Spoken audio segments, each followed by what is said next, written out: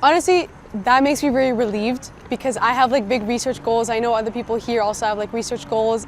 They want to have their projects funded, they want to have their own startups, and these are really cool ideas that I think need to be supported. So I've been wanting to like create like custom stem cell therapies for heart disease, and obviously like that needs funding, that needs support. So specifically for me, this funding not being cut is funding that can come towards my project, come towards my goals, and hopefully in the future, like this is a goal that can like become realized and enter the market. But it made me happy to know that like the judicial system is sticking up for us and that they'll have our back, and they're always gonna like fight for the truth and fight for an institution that also cares about the truth.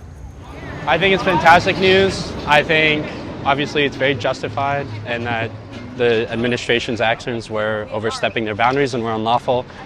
Again, you know, a lot of that money is being used for life-saving research to advance, you know, research in Alzheimer's, cancer. It's being put to good causes, and it's not like the advances that are being made from Harvard are insular. They're to help the general public. So I think it's really exciting news. I think it's probably going to be appealed, but I hope that it holds true. But I think it's a good start.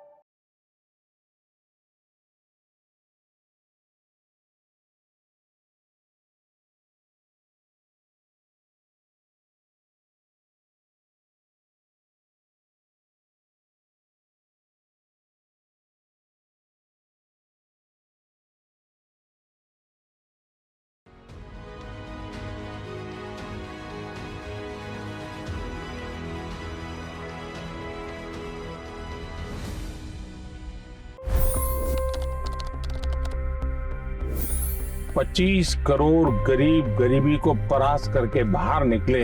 For the good of our nation, let's work together and let's truly make America great again.